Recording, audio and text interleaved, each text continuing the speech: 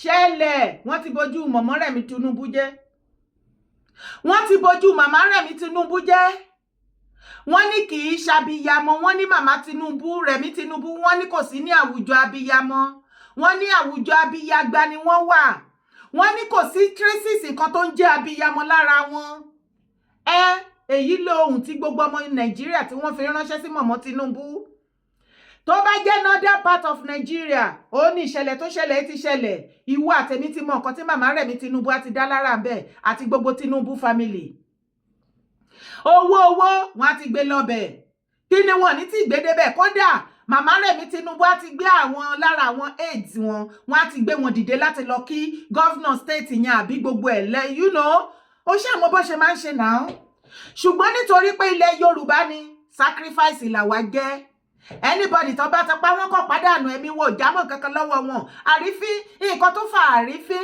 láàrin àwọn ọmọ kóòtù àjíire gbogbo ọmọ ilẹ̀ Yorùbá pátápátá tá a wá di igbá àkólẹ̀ gbàǹtú ẹ̀yọ̀ lọ́wọ́ Tinubu family is what I don't really understand abẹ́yẹn òwò ẹlẹ́nu lẹ̀kẹ́wẹ́ náà kọ́ gbogbo going to 3 weeks nísìn tí wọ́n ti kidnap àwọn ọmọ ní Ọ̀yọ́ state tí wọ́n gé orí Mr. Oyedokun ṣé inú ayé ni mọ̀mọ́ Remi Tinubu wà no mo doubt ẹ̀ wọ́n yìí sùn wọn tí ì jí ṣẹ́nu ayé ni wọ́n wà tó gé orí èèyàn live àwọn ọmọ òkókó ọmọ 3 years ọmọ 2 years ó wà bẹ́ẹ̀ wọ́n yọ kíní sí wọn lára ṣé mọ̀mọ́ Remi Tinubu torí tẹ bá máa bọ́ síta tẹ wá sọ̀rọ̀ fún àtàdánù ẹ máa sọ fáwa wípé you are the mother of almost 300 children in Nigeria lára children yẹn ni wọ́n gé orí ẹ̀ lọ lára children yẹn ló wà captivity àwọn kidnapper mọ̀mọ́ rí nǹkan kan wí wọ́n wí kó all of a sudden ohun kàn dédé lọ lẹ́nu mọ̀mọ́ Remi Tinubu ẹ pẹ̀lẹ́ na their mama be this they no want another one ta no be our mama be this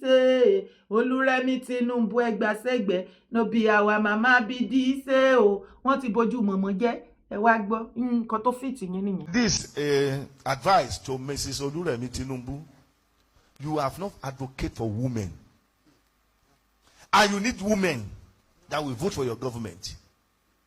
Mama Tinubu, don't like me. You are selfish. Mama Tinubu, you are selfish. Only you alone. I don't say you should like me, Mama. Don't like me at all. Because truth is always bitter. You have never advocated for women. You just say 10,000 march past women. For where? How many women have you empowered? Did you advocate for women to be in politics? How many women do you fight for to be in Senate, House of Reps, to be governor, even to be president? Mama, this is not the right way to do things. So later you said palliative to elevate poverty. Which poverty? You are increasing poverty. Nigeria need women. Those who vote for your husband, they be women. Not much men doesn't come out to vote. Mama Tinubu, change you. If you want your husband to win, better follow that step. I give you idea. Shubon, the honest truth. As God said, I should tell you, ma. A selfish, a motorized lemon.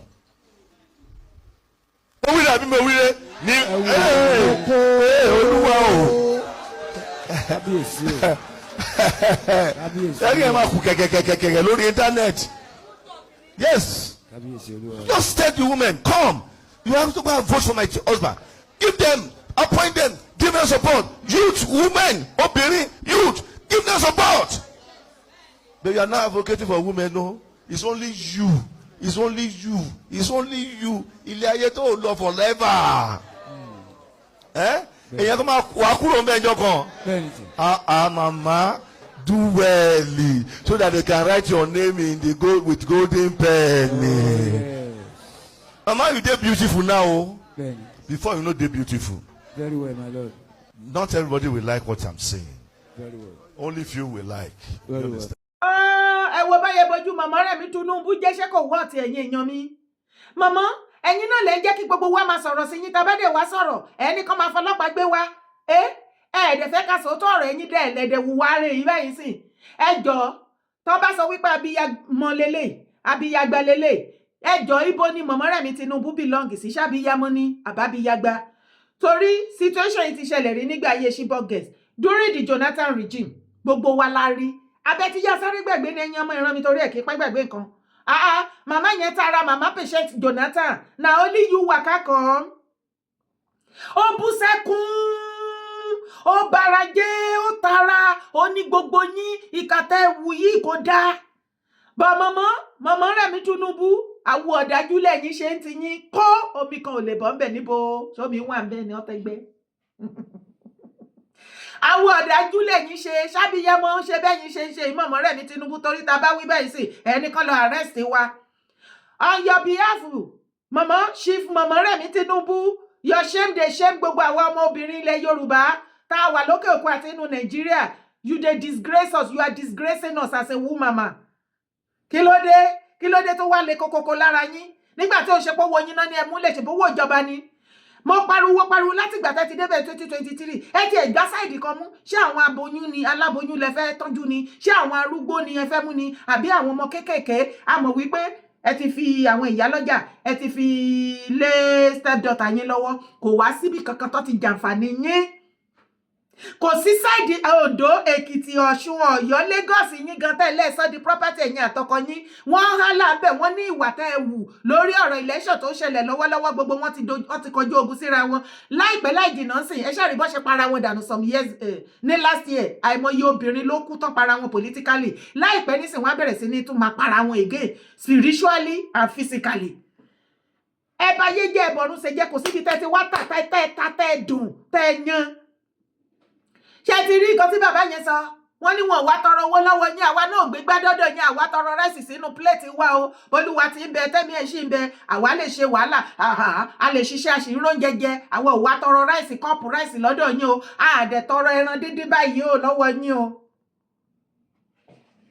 òótọ́ ọ̀rọ̀ láníkà bá yín sọ ni o you are shaming us mama Remi Tinubu kí ló dé ọ̀rọ̀ òde ń wo ọ̀rọ̀ kì í dùn yín ọ̀rọ̀ kì í dùn yín mi ò ro omi á jáde lójú ti yín ṣómi wà ń bẹ̀ ṣèbí tómi bá wà ń bẹ̀ lákán lẹ́yìn wo bó bá já yín lẹ́ẹ̀kan náà gan bóyá wà yẹn kò lè dùn yín bí tẹ́ dájú dé ọ̀dájú abiyagba ẹ súnmọ́ abiyagba ó jìnnà sábíyámọ mama Remi Tinubu súnmọ́ abiyagba ó jìnnà sábíyámọ wọ́n gé orí mi sọ Oyèdòkun lọ dènà ilé ni ẹ̀ tí ì rí nǹkan kan wí kó tó bá jẹ́ northern part of Nigeria àwa mọ̀ ẹ ti gbé àwọn èdè yín ó ti débẹ̀ ẹ ti kówó lọ èlé tán náà béèrè 1 billion yìí èmi personally mi ò lọ́wọ́ sí wípé kí wọ́n sanwó ilẹ̀ Yorùbá bá a bá ṣe máa gba àwọn pípù yìí live jáde òun ni kẹjẹ ká mú gbọ́ ṣé ní tó bá fi lè lọ gbé 1 billion fún àwọn pípù yìí gbogbo anybody tó bá ti gbé ní the rest of Yorùbá land export owó tó máa demand nìyẹn wọ́n á dẹ̀ máa gba salary lọ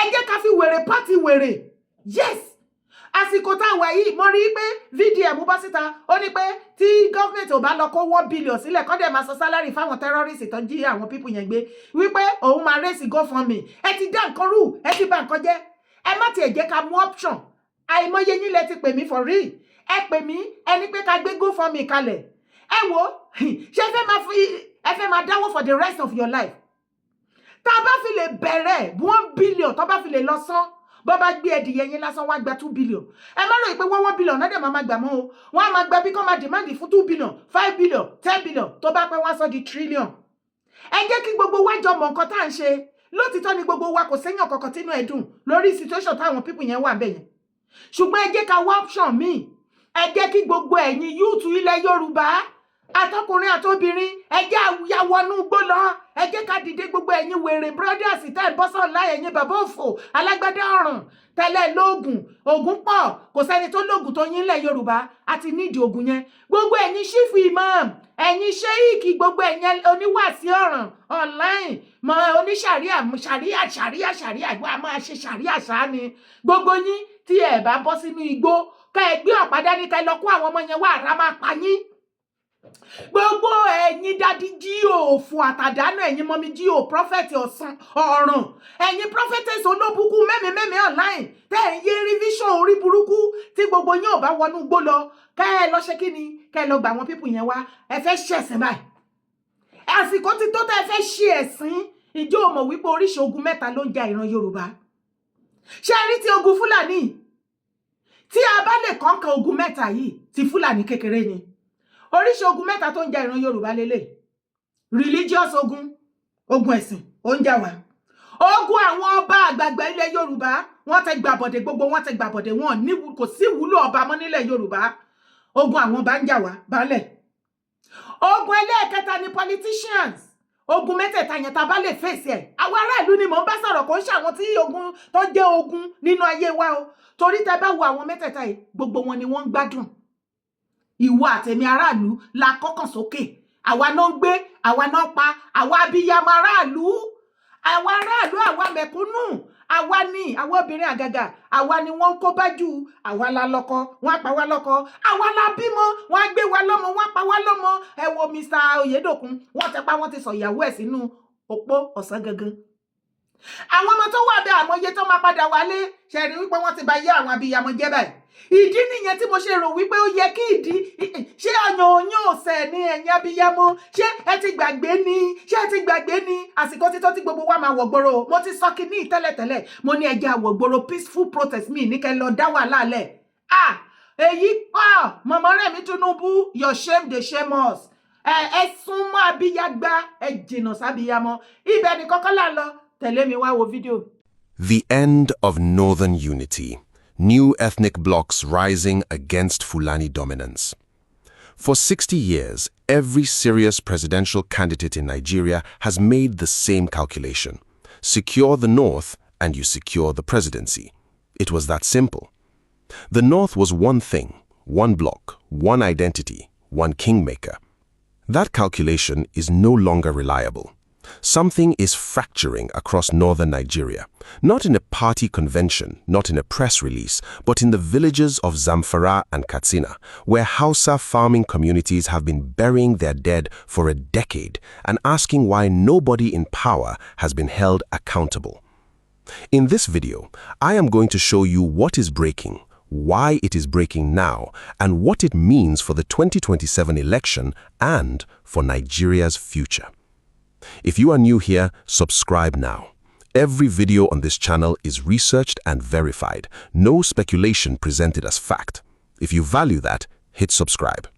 Let us get into this. To understand what is collapsing, you first need to understand what was built and how it was built. The term Hausa Fulani does not describe two groups that have always been one. It describes a political alliance forged over 2 centuries of conquest, colonialism, and calculated self-interest. In the early 19th century, the Fulani religious scholar Usman Dan Fodio led a jihad across Hausa land. He overthrew the Hausa Habe kings, established the Sokoto Caliphate in 1804, and placed Fulani emirs in political control of Hausa cities, Kano, Katsina, Zaria, Sokoto. The Hausa provided the population, the language, the farmland, and the culture. The Fulani provided the ruling class. Then the British arrived.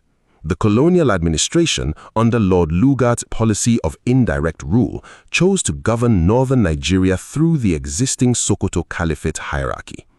They formalized Fulani political dominance as the architecture of British colonial administration. Over 100 distinct ethnic nations in the north were subsumed under that single structure.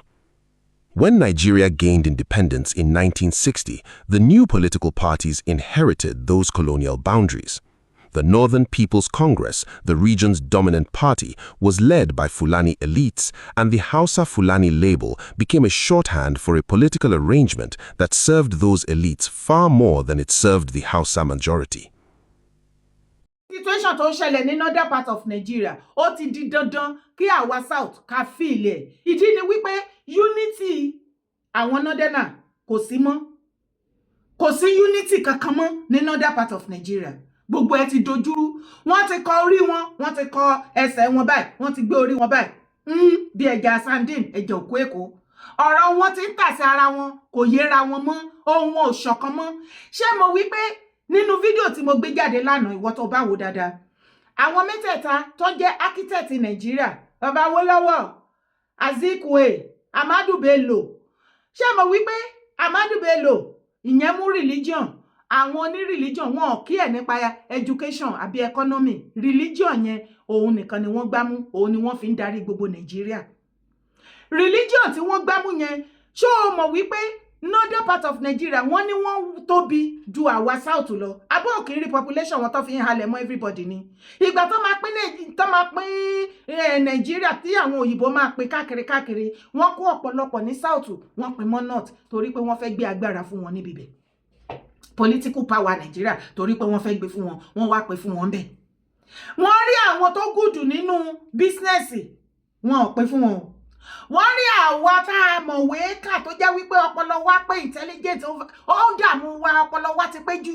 wọn pé fún wa wọn gbé fún wa o wọ́n wá wò wípé àwọn tó jẹ́ wípé méjèèjì yẹn wọn ò ríro ẹ̀sìn nìkan ni wọ́n mú ní ti kankan tí ò bá ṣe wípé àwọn bìrìtìkọ ẹni ègbé ẹni àdánù ni wọ́n ǹjọ́ yẹ kó jẹ́ àwọn yẹn náà máa lọ gbé political power Nàìjíríà lé lọ́wọ́ ẹ wá wo bí nọ́ọ̀tì yẹn bọ́ ṣe ló tóbi tó tí wọ́n kó gbogbo every population tó kó lọ síbẹ̀ tó kó pọ̀ papọ̀ tí Fúlàní wá ẹ́ẹ̀dì wọn tó wá ń darí wọn bẹ̀ èèyàn kan leader kan péré òun ló ń darí gbogbo northern part of Nigeria tó bá ń wò dáadáa originally òun gangan ni wọ́n pè ní Nàìjíríà ẹ̀rí tó lo plate number born to rule ni ẹ̀rí wípé àwọn leaders and elders wa ní south àwọn gan wọ́n ń ṣe nínú ìwà wọn àti ṣe wọn wọ́n jẹ́ kí ìwà àtẹ̀mí mọ̀ wípé northern part of Nigeria is the original Nigeria wọ́n jẹ́ kí ìwà àtẹ̀mí máa mọ̀ wípé àwa ti south tenant la jẹ́ nínú Nigeria tí ò bá wá jẹ́ bẹ́ẹ̀ tí Fúlàní ẹ̀yà ẹyọ kan ní the whole of Nigeria àìmọye tribe tó pọ̀ nínú Nigeria ẹ̀yà kan wọ́n wá hàn gbogbo ẹ̀yà tó kù ní the rest of Nigeria wọ́n wá hàn wọ́n lè mọ̀ kò wá sí ẹ̀yà kan tó tún lè dìde láti kojú ẹ̀yà ẹyọ kan ṣoṣo gbogbo tribe tó kù ethnic tó kù tó make one Nigeria gbogbo wọn wá sá wọ́n wá bẹ̀rù ẹ̀yà ẹyọ kan ethnic ẹyọ kan tribe ẹyọ kan ṣé rí wípé nǹkan ti bàjẹ́ mọ́ wa lára gan ni ó ti bàjẹ́ mọ́ wa lára gan ni ṣùgbọ́n bí mo ṣe wá bá ẹ sọ̀rọ̀ lọ́wọ́ ó ti di dandan kí ìtìyẹn kó mú wa ní south torí wípé north ò pé mọ́ àárín wọn ti dàrú ṣé ó wá rí Sultan of Sokoto ẹ̀yin ọ̀pọ̀lọpọ̀ tí ọ̀rọ̀ òye tẹkàn máa rò pé àkàn ń kó fún a máa kó fún àrùn ọmọdọ́mọdọ́mọ Usman Dan Fodio tó lóhun tó kọ́kọ́ bẹ̀rẹ̀ jihad láti pa àwọn èèyàn torí religion torí pé ó fẹ́ kí Fúlàní tó ránṣẹ́ sáwọn Fúlàní tó kù pé kó máa bọ̀ pọ̀ tí kọ́ńkà Nàìjíríà fún wọn.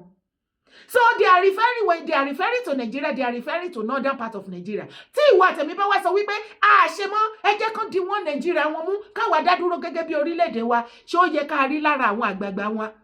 Àwọn political stakeholder wa kí wọ́n sọ wípé irọ́ ni because èyí tí ìwà àtẹ̀mí go mọ̀ wọ́n mọ̀ ṣùgbọ́n wọ́n keep quiet nítorí wípé àwọn ń rí jẹ́ńbẹ̀ àti immediate family wọn.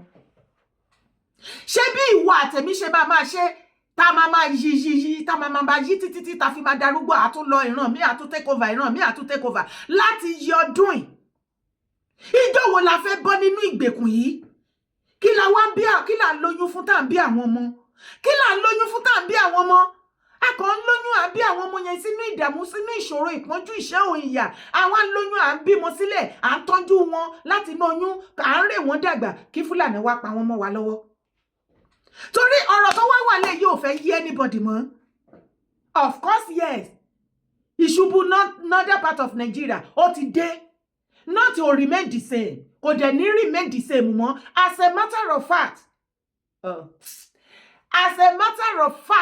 mo tún sọ ẹ fẹ́ gbọ́ Sultan gan ojú ẹ̀ ti bó gbogbo iyì àti ẹ̀yẹ àpọ́nlé tí wọ́n gbé fún Sultan ní northern part of Nigeria wọ́n ti ń yẹ̀yẹ́ Sultan ẹ mọ̀ bí àwọn èèyàn ṣe bẹ̀rù Sultan ní northern part of Nigeria láyé ìgbà yẹn ni kò ṣe ní 2026 mọ́ wọ́n ti ń kigi bojú Sultan wọ́n respect Sultan mọ́ àṣẹ Sultan ò múlẹ̀ lọ títí mọ́ àwọn èèyàn ti yẹ̀yẹ́ Sultan ní northern part of Nigeria àwọn fanatic Muslim tọ̀dọ̀ ti wá àwọn náà sì gbé sórí bíi háràhárà tán rí gẹ́gẹ́ bíi Allah torí bí Sultan bá dúró bẹ́ẹ̀ tí Allah dúró àwọn fanatic Islamic ọ̀dọ̀ wa òpònú ẹ rí i pé ọ̀dọ̀ Sultan náà máa mú wá fi Allah lẹ̀ ká ẹ lè mọ̀ wípé ìwọ tó bá ti believe àwọn fanatic ó mọ̀ wọ́n ó ti wọgbó lọ wọ́n ṣẹ̀sìn mufti ìwọ òṣẹ̀sìn olúwo òṣẹ̀sìn múríkì òṣẹ̀sìn rọ́nà ń pa wọ́n ń gba nǹkan kan bẹ́ẹ̀ ó ní nǹkan tó ń rí bẹ́ẹ̀ ni ìwọ wá ṣe bí dìdìrìn ò ń tẹ̀lé wọn gọ́gọ́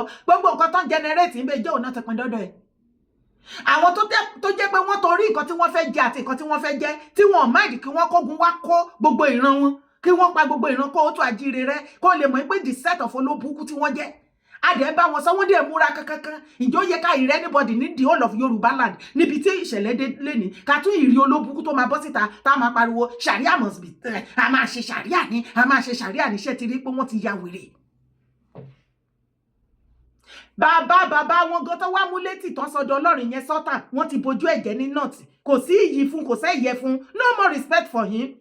Sultan wo ibẹ̀ ni kọ́kọ́ la yín lọ tẹ̀lé mi wá wo fídíò yìí. We are also happy that the majority of these governors are from the northern part of this country, which is a confirmation that the North, that we want to honor the rotation agreement by ensuring that President Bola Ahmed Tinubu complete his 2 terms before power reverts to the North in 2031.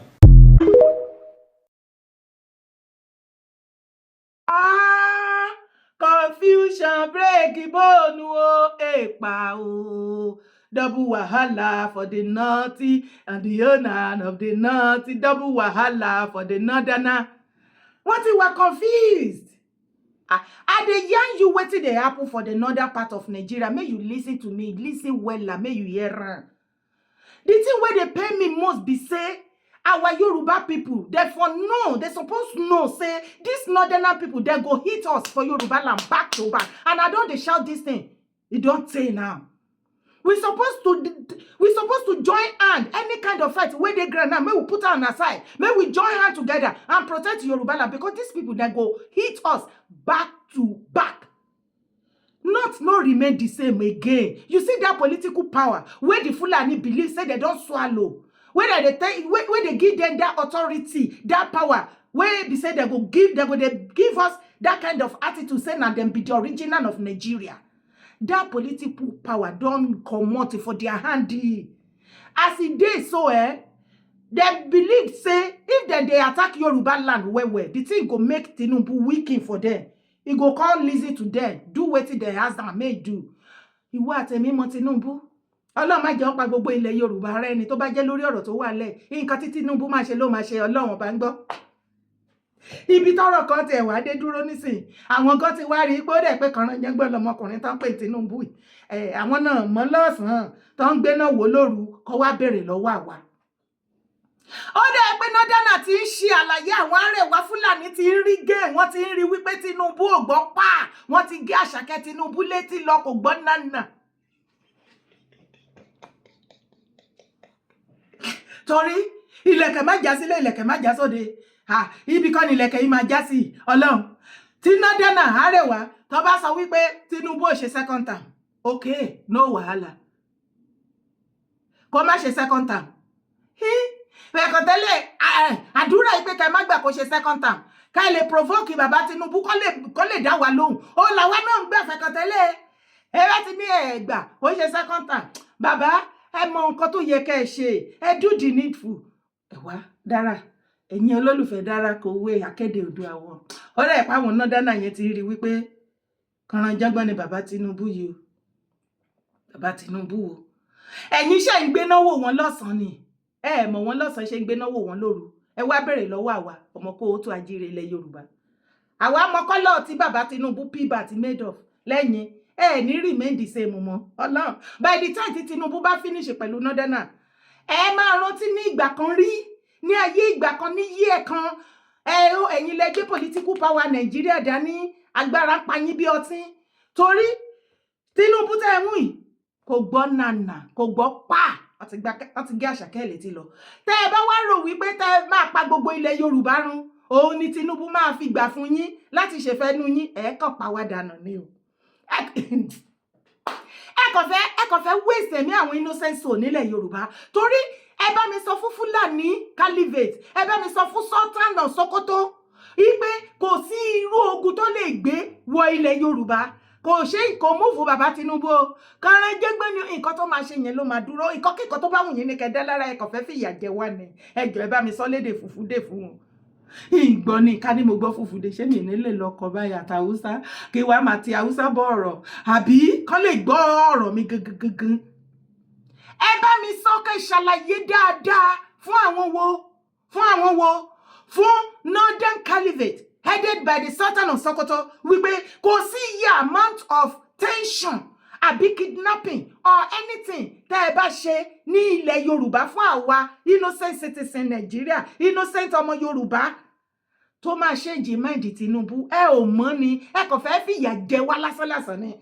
Tinubu ọ̀ràn yẹ anybody. Kò gbọ́ nànà àti ìyàwó wọn mọ̀mọ́ Remi Tinubu. Èèyàn tán lè gé orí èèyàn tíṣà lọ. Tí mọ̀mọ́ dẹ̀ sọ wípé òun lòún bí gbogbo wa.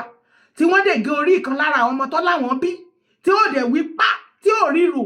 Tán dẹ̀ kó àwọn ọmọ kókó 2 years, 3 years. Tán wà captivity. Tá à ń rí wọn nínú òjò. Tí wọ́n mú kíní kékeré tán mú àmọ́rú oúnjẹ tán fún wọn. Ẹ wo ọmọ bó ti sùn sórí ẹlẹ́lẹ̀ lórí aṣọ nílẹ̀. Gàdì nínú òjò nínú òrùn. Màmá ò rí nǹkan kan ṣe tó bá jẹ́ nọ́ọ̀tì ni wọ́n ti gbé 1 billion yẹn màmá ti gbé lọ fún wọn ní nọ́ọ̀tì. Ṣùgbọ́n mo tún yìí tún sọ ẹ̀yin èèyàn ṣé kí wọ́n lọ gbé 1 billion fún wọn tó bá fi lè start ibi 1 billion yìí à ní lè stop ẹ̀ mọ́ o. Ọ̀nà owó gan ni ká gbé gbà. Ẹ̀yin gómìnà Ṣèyí Mákindé ẹ rawọ́ ẹ̀bẹ̀ sí gbogbo àwọn alágbára out everybody ilẹ̀ Yorùbá. Ẹni ká everybody wa kàn wọgbó lọ.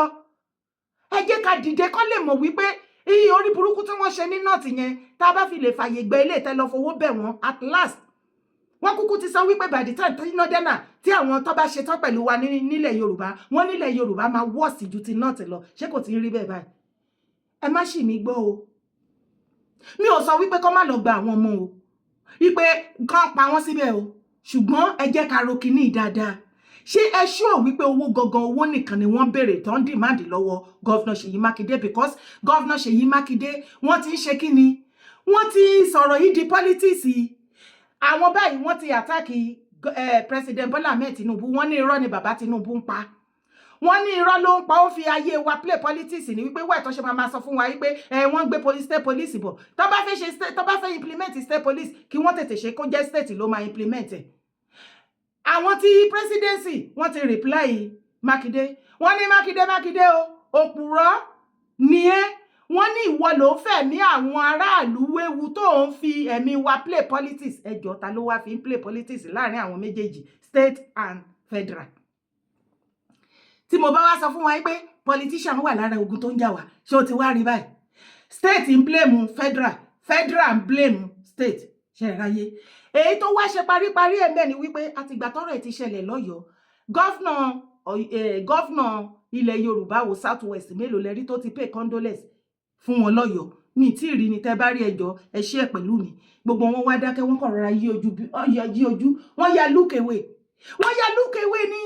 Ṣé ti rí ibi tí ọ̀tẹ̀ bá yẹ everything jẹ́dé? Ogun ti jà wo ogun tó ń jà wo ogun abẹ́nú tó ń jà ìran Yorùbá ó lágbára ju ogun Fúlàní lọ. Mo ní tá bá rí ogun abẹ́lé tó ń jà wá tá bá rí kọ́ńkà kékeré logun Fúlàní. Ogun abẹ́lé ló lanu kalẹ̀ ó ló jẹ́ kí ògiri ilẹ̀ kóòtù àjíire ilẹ̀ Yorùbá kó lanu kẹ́ẹ̀ báyìí. Aláǹgbá Fúlàní wá ń wọbẹ̀. Awíwíwíwí ẹ̀ gbọ́. Ṣebí ẹ̀rí tó ṣojúde ọba torí tàbá sọ nígbà tọ́rọ̀ yẹn ṣẹlẹ̀ nígbà tí bàbá Aláàfin dé tán sọ wípé ilẹ̀ Yorùbá ilẹ̀ Aláàfin Ọ̀yọ́ Aláàfin Awẹ́ àtàwọn kọ̀ọ̀kan nìkan ló ń jẹ́ Yorùbá. Ẹ̀rí everybody rọra sún sẹ́yìn fún wọn lọ́yọ̀ọ́. Mo mọ̀ wípé torí ọ̀rọ̀ tó wà ńlẹ̀ ọ̀tẹ̀ tó wà ńlẹ̀ òun náà ni ò jẹ́ kí bàbá Ọọ̀ni kó ti dá sí ọ̀rọ̀ yẹn lọ́yọ̀ọ́ because tí bàbá Ọọ̀ni bá bọ́ síta tó bá wí kó lórí ọ̀rọ̀ yìí báyìí ẹ rí wípé mídíà wà lọ́yọ̀ọ́ gbogbo wọn wá fi ọ̀rọ̀ tó ṣẹlẹ̀ lọ́yọ̀ọ́ lẹ̀ bàbá yẹn náà máa gbámọ́ everybody wá fọwọ́ lẹ́rọ̀ wọn dá sí yín. Wọn dá sí yín lọ́yọ̀ọ́ kò sẹ́nibọ̀dì tó bá yín kẹ́dùn kò sẹ́nibọ̀dì tó rí ti yín rò oníkálukú wá ṣàjọ̀dún tí ẹ lọ. Adẹ̀pariwo títí fún yín lọ́yọ̀ọ́ wípé ó máa lẹ́yìn ẹ gbọ́ ibẹ̀ la wà yìí orúkọ tèmi ò yí padà Yèyé Dára kó ni mò ń jẹ́. Má gbàgbé láti bá mi drop comment ẹ má sì gbàgbé láti bá mi share bá mi like video. Bye for now.